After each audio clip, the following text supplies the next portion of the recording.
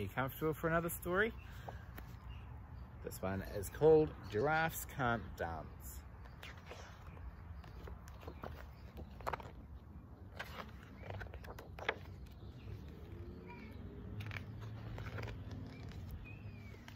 Gerald was a tall giraffe whose neck was long and slim, but his knees were awfully bandy and his legs were rather thin.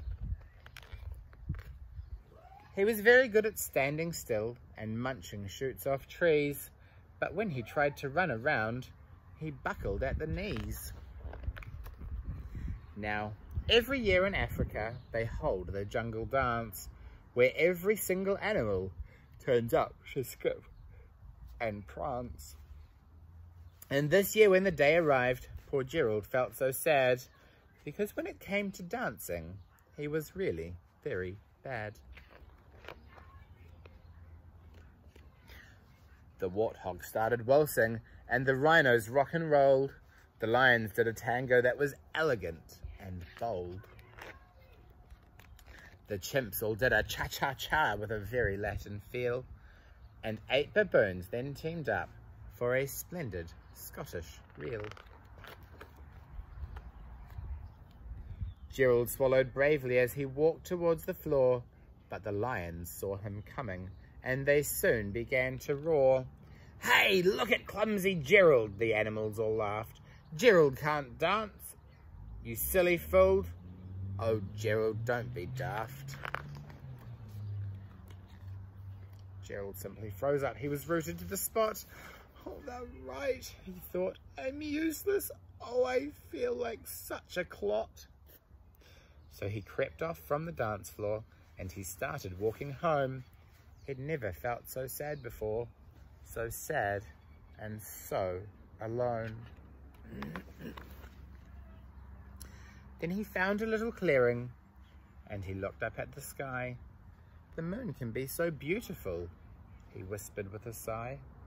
"Excuse me," coughed a cricket, who'd seen Gerald earlier on, "but sometimes when you're different, you just need a different song." "Listen to the swaying grass and listen to the trees. To me, the sweetest music is those branches in the breeze. So imagine that lovely moon is playing just for you. Everything makes music if you really want it to." With that, the cricket smiled and picked up his violin. Then Gerald felt his body do the most amazing thing. His hooves then started shuffling, making circles on the ground. His neck was gently swaying and his tail was swishing round. He threw his arms out sideways and he swung them everywhere. Then he did a backward somersault and leapt up in the air. Gerald felt so wonderful. His mouth was open wide. "I am dancing, yes, I'm dancing, I am dancing," Gerald cried. Then one by one each animal who'd been there at the dance arrived while Gerald boogied on and watched him quite entranced. They shouted, "It's a miracle, we must be in a dream. Gerald's the best dancer that we've ever seen." "How is it you can dance like that? Please, Gerald, tell us how." But Gerald simply twizzled round and finished with a bow. Then he raised his head and looked up at the moon and stars above. "We all can dance," he said, "when we find music that we love."